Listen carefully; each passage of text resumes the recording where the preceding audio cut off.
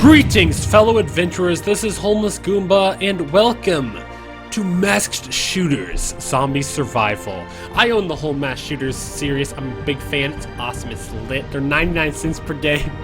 Okay, so this is another Freeze Nova game. Same guy who made Crazy Ball Adventures. I think it's like a team of 3, maybe like 2 designers plus art type of people and 1 game developer. As far as I'm aware, I think that's what it is.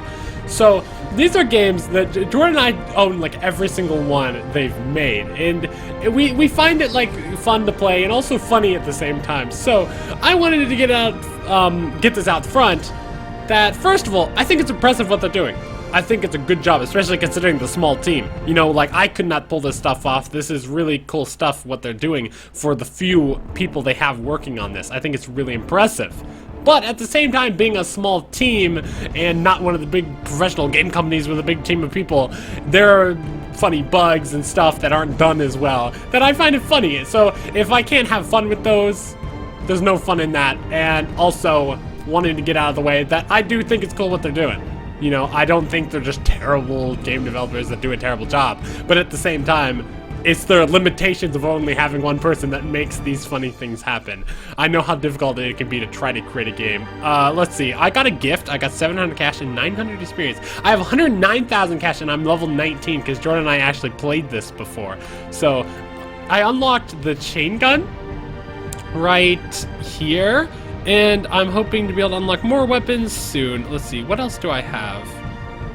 No, I've also got this. Okay, so I've got multiple weapons. I haven't tried that one out yet, though, so let's go online and let's go try it out. I haven't bought any armor in a while, kind of just because I'm saving up for weapons. Let's see, a survival at night. Let's jump into this. No, full. I don't want PvP. Ooh.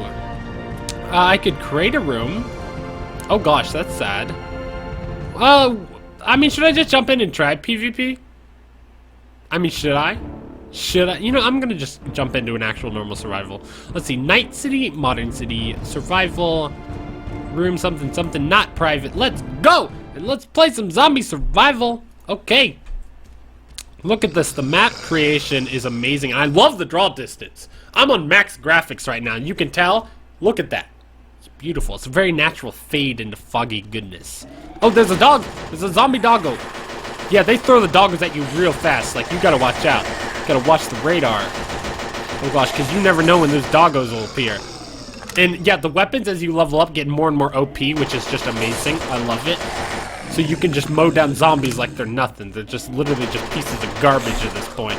Just to mow down and collect money. Literally, right now, I see zombies as nothing more than money. But it's kind of like that cycle system where it just keeps on going and cycling, just like every game with RPG elements ever, is that you kill zombies to get money, to get stronger, to kill more zombies better, to get more money, to get stronger, to kill zombies better.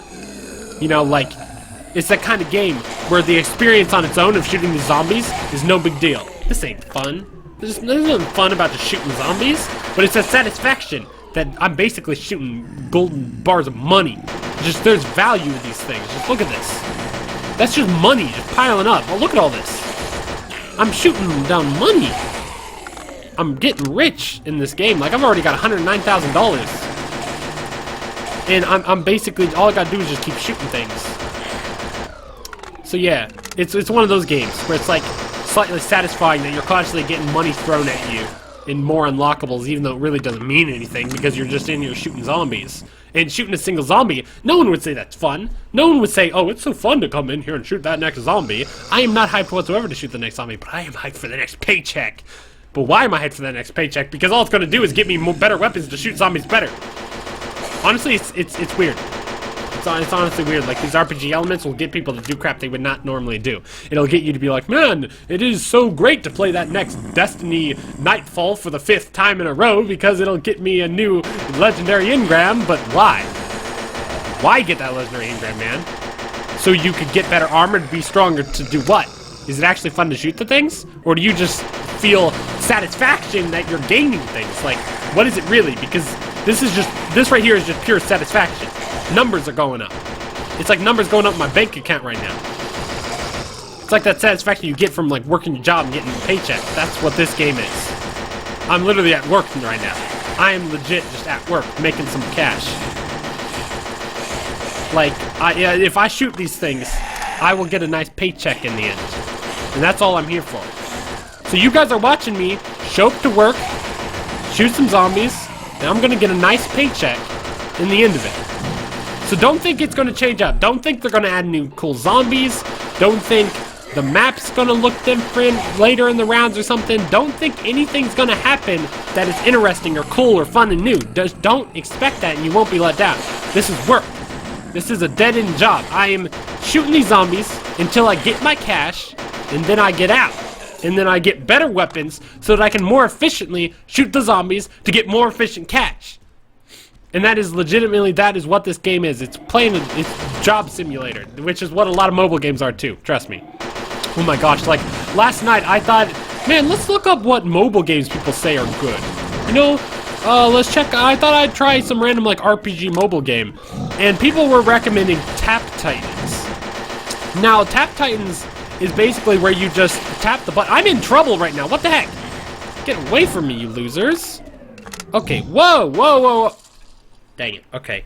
Tap Titans is basically a game where you just tap to kill enemies, and it takes you maybe 5 to 10 taps to kill your first enemy or something.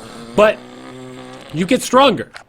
And you quickly will be leveling up and gaining strength, but the enemies are equally with you getting stronger. The game never changes. They just change the background every once in a while. Every 50 or so enemies you kill, and then you just continue to keep tapping. It's the most grindiest game ever. You just tap to kill the enemies, and then you will get upgrades to be able to kill them faster. But it's not like you're actually gaining on anything, because the enemies will always be just as hard to kill as quickly as you want to. Like, they'll have like a 30-second limit of time to kill one of the bosses, right? So you imagine, oh man, I'm eventually going to be killing bosses so fast. No. You start out doing like 2 damage per hit, and it takes you 30 seconds to beat a boss, so you gotta get a little bit stronger. Then you'll finally beat him in 29 seconds. You're like, yeah, I beat him. And then guess what? By the time you're doing 1 billion damage per hit, the boss still takes you 30 seconds, and you still need to get stronger. But once you can do 1.1 billion damage per hit, oh, now you can beat the boss. But it still looks the same, it still plays the same, you're doing the same garbage you were doing at level 1, except they've got you hooked in a grind of deception because it says a higher number. But that doesn't mean anything. You're still just grinding the same garbage for eternity. And that's what a lot of mobile games do. It's kind of funny. People can get caught in grinds, and I know I've gotten caught in them all the time. Like playing Destiny for way long past the time it was actually just a fun, enjoyable experience to go through that level the 20th time in a row because I might be able to grind out the most efficient legendary engrams, but why? Why do you want legendary engrams? So you can be a little bit stronger, but why? You can kill things better. Is it fun to kill that next enemy? Is it fun to kill the 500,000th dreg of your time playing? Is that actually enjoyable? Are you hyped to shoot the next dreg? Is that cool? No? Like, I doubt you would say that is necessarily fun to kill a dreg. Or whatever those things are called in Destiny. But you will grind to get stronger. But why? You know, like that right there, that's my question. I remember I did this ridiculous grinding in Halo Reach. Just because I wanted cool armor. Halo Reach had one of the nastiest, grindiest level up systems in video game history, I swear. I remember it took a total of 20 million credits to get to max level. And I only ever got to like 4 million credits total. Never got anywhere near max level. But still, I grinded. I grinded weeks and weeks and weeks in that game. Doing the most efficient ways, trying to get as many credits as possible. Doing stinking firefight grunt apocalypse because those headshots were a more efficient credit amount than playing the actual games I enjoyed, so I'd play that sometimes instead. You know, games that will ever make you think, oh, this sounds fun, but I can't do that because I'd rather go get this experience because I gotta level up and get cool stuff. Don't do it. Just don't. Just play a game to have fun. You know, that's why I really love it when games are just a solid, competitive, incredible experience on their own and not just something constantly trying to lure you in to grinding and doing unfun things just to get you in day by day. Pick up your daily bonus, do that, or whatever. That stuff can be cool. I like unlocking. I like customizing characters. I like RPG elements in games. I actually love them, but I hate what they've turned into in a lot of senses. where it's just a way to grind and try to feel that, oh man, it's going to take you months to get this cool thing you'd love to have right now, so why don't you dump $50 in and get it right now? And then it gets like a bunch of microtransactions, which are kind of like, in a lot of senses, a little garbage, right? So it's like, rather than having microtransactions as a bonus to have cool stuff added on to a full game, microtransactions become the game, and that's the problem with a lot of games. You know, same thing goes with DLC. Back in the old days, DLC was always an afterthought. They would make a game, and then they'd think, oh wow, let's add this DLC now. We would like to add to our game, and that's perfectly cool. And in a lot of cases, DLC still is really cool. But in other cases, DLC has turned into this thing that is planned. They basically make a game, then they chop it up and then sell the rest of it back to you for extra money, rather than just giving you a full game in the first place. They're basically just chopping up a game, and then you're paying for part of a game. You're paying $60 for part of a game, and then they charge you an extra $60 if you want the full product. And that's what a lot of games have turned into. And it's kind of lame. It's kind of lame. Like, same thing goes with like updates to games. Updates now, rather than before, having online at first was cool, so that if anything was wrong with the game, you would like to have an update to fix it, right? But now you know what it's turned into? Updates have turned into an excuse for them to release broken games on purpose and not actually bother to test them, to then fix them with like a day one patch of 60 gigs you have to download, which is really lame, but that's what a lot of games do nowadays. They just throw them together, more and more lazy, buggy pieces of trash, and then they can get away with it now because we've got online updates. You can just update day one and download our 60 gig update and never be able to even play on day one because it's broken. But that's because we rushed it just because we want to be able to rush it out and get more money or something. You know, like, I just feel like a lot of games do this kind of garbage, and it's really lame.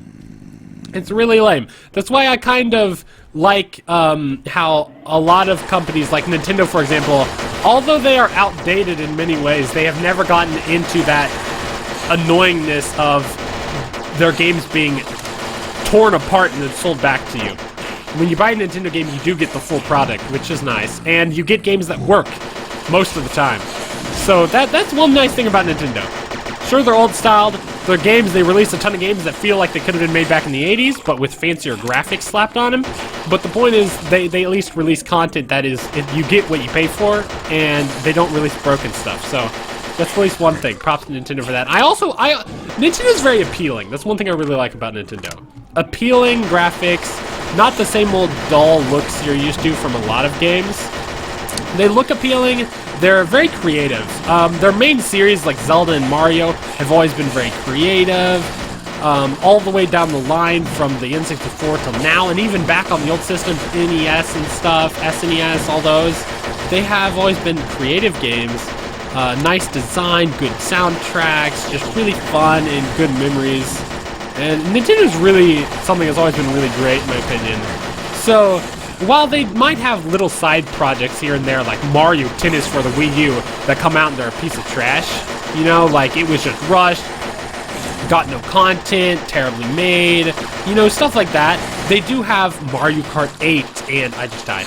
They have Mario Kart 8. They have Breath of the Wild. They have Super Mario Odyssey's coming out. These games that are their big titles. They have Splatoon. They have things that are cool. My one thing on the Splatoon is I don't understand why they called it 2. I have no problem with the actual game itself. I wish they wouldn't have called it 2 because it's a little deceiving. Splatoon 2 is basically a re-release with a new map pack. It's like just like Mario Kart 8 Deluxe. It's just like that, where it's just like a re-release of a game with a map pack. That's what Splatoon 2 is, except they called it Splatoon 2, which is very deceiving. I really wish they wouldn't have called it that for any of the people that get pulled into that thinking it's going to be something new. It really isn't very new. It's a lot like the first game, same, you know, soundtrack in a lot of ways, same maps, it's basically a map pack. It's like a DLC, except you're buying it with the title 2 on it. But it's just as much a number 2...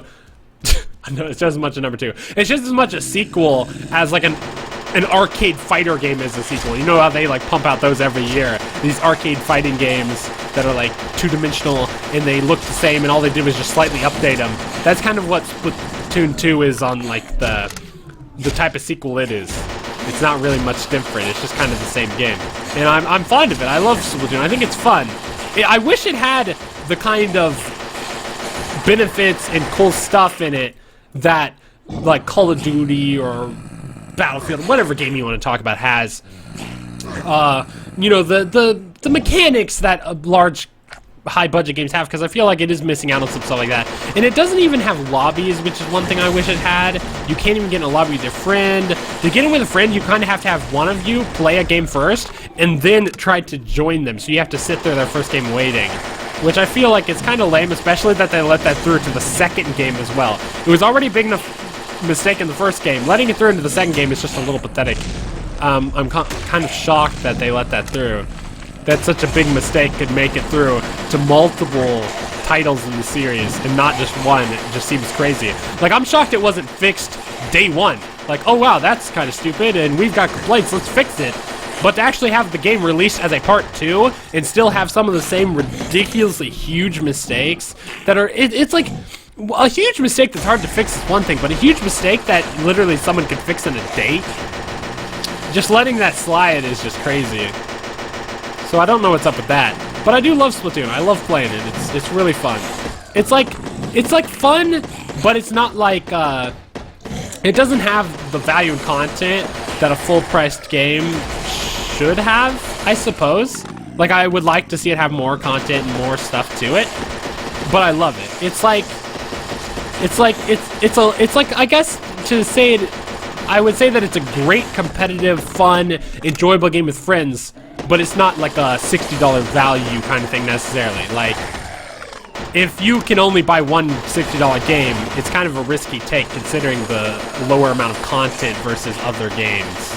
You know, you're not going to get a large amount of content. It's got a story mode, it's got multiplayer that you can play for a long time, but I do think they could add on to it and do a lot more.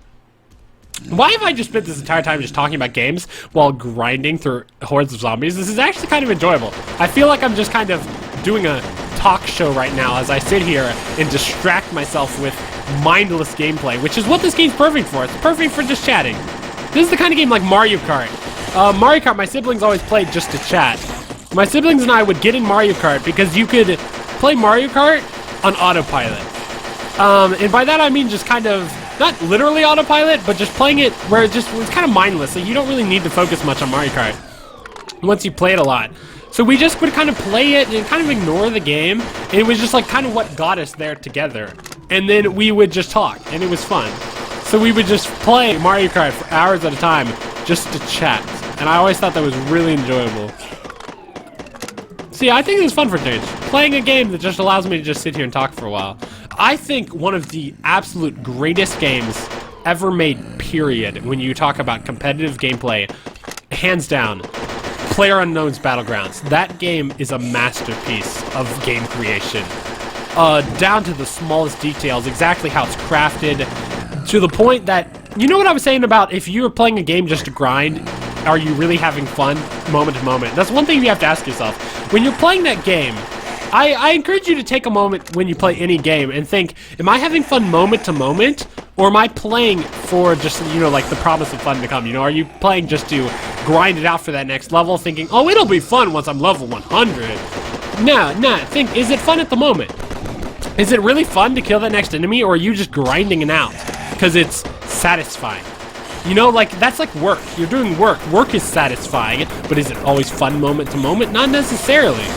And when you're playing a game like work, it's not really the best way to play a game. The best games are games you can play and experience with others and enjoy moment to moment. There are single-player games that are great experiences as well, but the best games you can enjoy moment to moment, in my opinion, that you don't have to grind for some promise of fun, but you can just enjoy that next thing. In Battlegrounds, I enjoy that next match because I'm not worried about leveling up. There's no leveling up. There's nothing I'm playing it to get. I'm playing it to play it. I am playing it because the experience is so different every game, and fighting that next enemy encounter is a one-of-a-kind new experience, and every little thing that happens is brand new. It's not something that has happened to me countless times before, like a lot of games. It feels like every Battlegrounds match is a very new experience, and that's one thing I really love about it, is that it feels like it's constantly changing and constantly different. You're always doing new things, and it's also just, it's a great competitive experience. like I said, no level ups, nothing there that's getting you there just to grind. I play that next match because I want to play that next match. I'm hyped to play that next match. It's such an eerie feeling to play too, because you're in the middle of this huge open up world, collecting items that's kind of like DayZ was going for a similar concept, but DayZ, in my opinion, is nowhere close. DayZ was basically go into some world filled full of people, and their loot, like, it wasn't just like a start a match to play it, kind of like a regular shooter. You were in a world that people could have been occupying for weeks. So everything is taken already. You're living in a world where people have bases set up. They've got all their stuff already, and it's just not fun to jump in and have a competitive experience because other people have already been living there forever, and it's just not the same. And honestly, the zombies in DayZ didn't add to the experience, in my opinion. In my personal opinion, I think they really didn't add anything. Like, they didn't even need to be there. It didn't add to the experience. Whereas in Battlegrounds, the players make it terrifying, and you don't need zombies. It's like, take the zombies away, do it like Hunger Games, have the wall come in, force people together. It took the concept and finally made it awesome. And I love every little way it's done. The way the plane, you have to parachute down from the plane, and it goes over different parts of the map every time, naturally dividing where people spawn, but not forcing it. If it just enforced, oh yeah, here's your random spawn in the game, the spawns are going to be different this game, that's just forcing it. That's unnatural way of having unique spawning each game. This was natural. The way that the plane will go in a different route each time, but you can jump out anywhere, you can choose where you want to go. It was so just naturally done that it would lead you into different areas. It would lead you out of places that didn't want you to go, but not just force you out of it or teleport you out, but lead you and lure you into finding players and going into different areas. And it's a really terrifying experience being out. It's a game that's got this creepy, eerie feeling where you can explore it for sometimes 15 plus minutes and not even find a player. You can explore a mile, you can travel all around in a car, you can gather hundreds of loot items and never run into a player once the entire time, which is one thing that's just crazy about Battlegrounds. It's kind of eerie. There's 100 people in the map, yet you can sometimes go a long time without finding someone if you drop out in the middle of nowhere. But it's not a big map that's like, ugh, like to look at or think about crossing, like a lot of maps are, in my opinion. It's not like that. It's, for some reason, actually appealing. It's a very large but appealing map.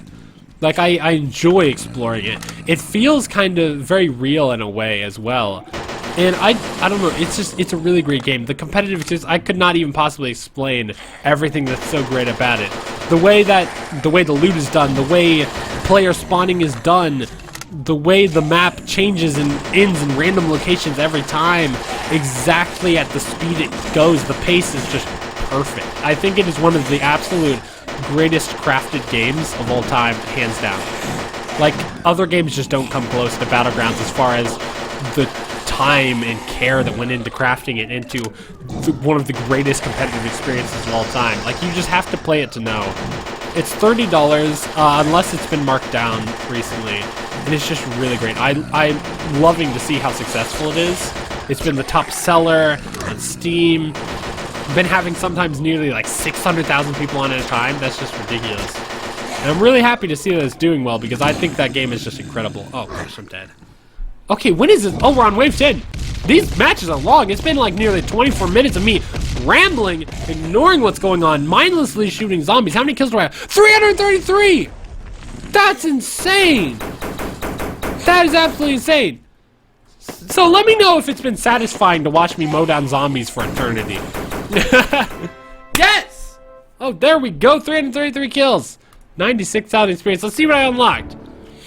Do I have a gift? Oh, I've got a gift. Oh, what are these gifts? Oh, level ups. Okay. So I got more money. Level 24. What did I unlock? I didn't even try my gun. I forgot I had another gun. Oh my gosh, that entire time. 24 minutes, I forgot. Let's see. Did I have this before? No. No, okay. This is a new gun. What is up with it? Fire rate. I don't know. This one has a lot of ammo. I should probably buy this. Let's equip it into here. I never use my grenade. Let's upgrade the heck out of it. There we go. Did I already upgrade that? Yeah, let's get armor. I think I should get some armor. Let's see. What do we have? Ooh, what is this? Vanquisher mask. Let's get that. Equip. There we go. Ooh, these actually look cool. You know, I think I'm gonna get that. Maybe? Okay, let's see. What is the best armor? 15,000 equip. And there's no upgrading armor? Is that true? I guess not. Okay, so here is my custom dude. Looking good. Looking lit. I hope you enjoyed the experience. 25 minutes of me rambling about video games while shooting zombies, which is strangely satisfying. This game is very simple. Buggy as well. If in any of his mass shooters games, if you bump into a wall, funny, you will get sit up a mile into the sky. I once was in the sky 3 minutes before I fell back down. I don't know whether he's ever going to fix that glitch or not, but I love it. Deep down, I love it. So if you want me to play more random games like this, just let me know, and I'll see you next time. Also, thanks for watching me randomly ramble for 26 minutes.